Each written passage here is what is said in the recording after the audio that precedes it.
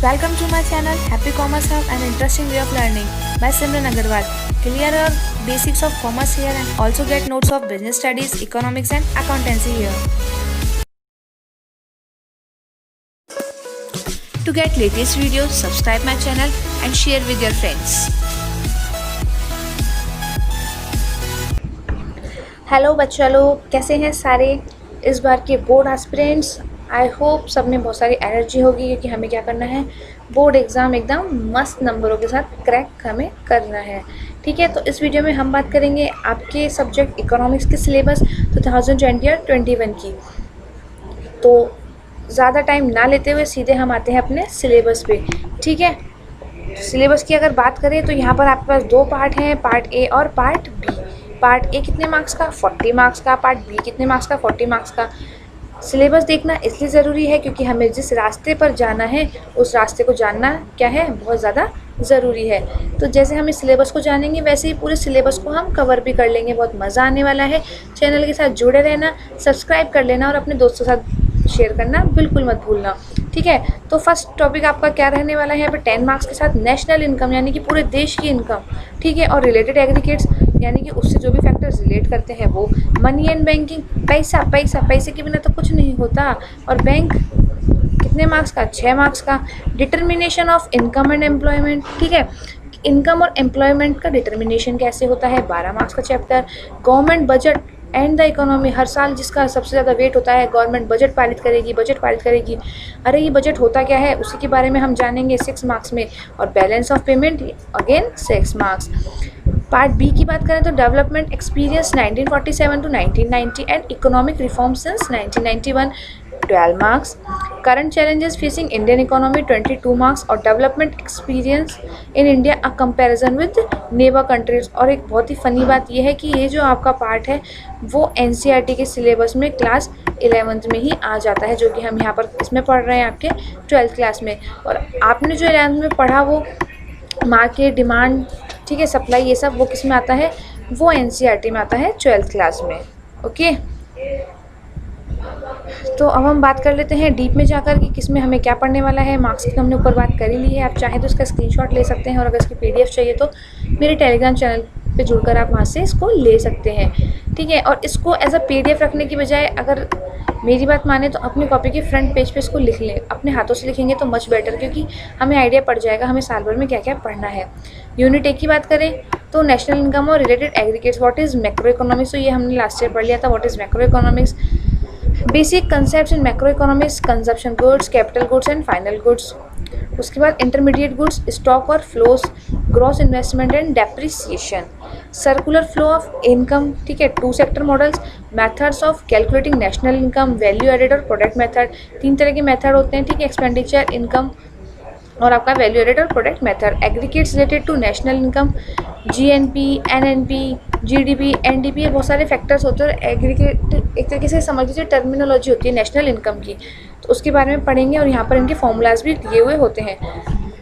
Money and banking की बात करें तो मनी ऐसा नहीं कि आपके हाथ में जो पैसे हैं वो, ठीक है, मनी को हम यहाँ पर वास्ट वे में पढ़ेंगे कि मनी कौन कौन से टाइप की होती है, कैसे उसको, ऐसे थोड़ी ना कि गवर्नमेंट के पास मशीन है और वो आप चाहोगे तब आपको गड्ढियाँ बना के दे देंगी। जी नहीं, उनका कुछ बेस होता है, उस बेस के बारे में हम यहाँ पढ़ेंगे कि कैसे वो काम करता है। एक कंट्री में बैंक कैसे काम करते हैं, एक होता है नेशनल बैंक इंडिया का है वो आरबीआई, और फिर बाकी होते हैं कमर्शियल बैंक्स। ठीक है, जैसे आपका एसबीबीजी हो गया, आईसीआईसीआई वगैरह हो गए, उनके बारे में, उनके सिस्टम के बारे में हम यहाँ पर पढ़ने वाले हैं।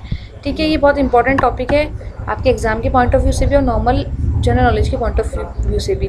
Central bank and its function. ठीक है, bank of issue, government bank, bankers bank, control of credit through bank rate, CRR, SLR, repo rates and reserve repo rates. Open market operations और margin requirement. Determination of income and employment में है aggregate demand and its components. ठीक है, propensity to consume and propensity to save, short-run equilibrium output investment multiplier and its mechanism, meaning of full employment and involuntary unemployment, और problems of excess demand and deficit demand। ठीक है, बहुत बार ऐसा भी होता है कि किसी चीज़ की डिमांड एक्सेस हो जाती है और किसी चीज़ की क्या हो जाती है, डेफिशिट एकदम से हो जाती है। और government budget and the economy की बात करें तो government budget meaning objective and components, यानी कि देखो बजट जो होता है एक फैमिली में भी बनता है, बट यहाँ पर हम गवर्नमेंट बजट की बात करेंगे तो ये देखिए गवर्नमेंट बजट में होता क्या क्या है। क्लासिफिकेशन ऑफ रिसिप्ट्स में बात करें तो रेवेन्यू रिसिप्ट्स, कैपिटल रिसिप्ट्स, ये शॉर्ट टर्म में हमने लास्ट ईयर पढ़ लिया था कि व्हाट इज रेवेन्यू और what is capital.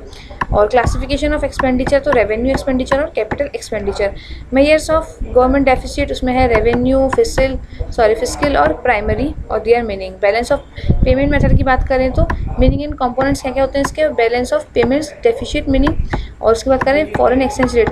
Balance of payment होता है एक तरीके से बिल्कुल हिंदी में जाए तो भुगतान संतुलन, यानी कि आपकी कंट्री जब फॉरेन कंट्री को पेमेंट करती है और उनसे पेमेंट लेना होता है तो वो क्या रहे, इक्वल रहे। Meaning of fixed and flexible rates and manage floating और determination of exchange rate in a free market. Part B की बात करें तो ये थोड़ा सा बोरिंग हो सकता है, ठीक है, बट कोई बात नहीं, हम इसको जब पढ़ेंगे तो बहुत ही इंटरेस्टिंग बना के इसको हम पढ़ेंगे। Development experiences 1947 and economic reform since 1991। तो a brief introduction of the state of Indian economy on the eve of independence, Indian economic system and common goals of 5 year plans.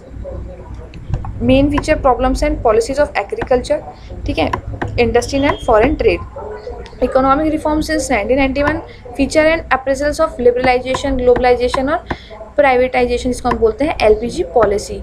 Concepts of demonetisation and GST, GST हम लोग पढ़ चुके हैं, demonetisation तो हम लोग सुनते हैं जब से ये हुआ है, तो इसको पढ़ने में बहुत ज़्यादा मज़ा हमें आने वाला है।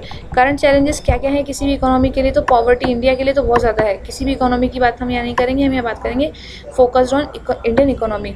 पॉवर्टी आपको पता ही है इंडिया में कितनी ज़्यादा लेवल पर ये है। ह्यूमन कैपिटल फॉर्मेशन, ठीक है, how people become resource, role of human capital in economic development और growth of education sector in India, rural development, employment, infrastructure, ठीक है, और सस्टेनेबल इकोनॉमिक डेवलपमेंट जो कि बहुत ज़्यादा जरूरी है किसी भी कंट्री के डेवलपमेंट के लिए।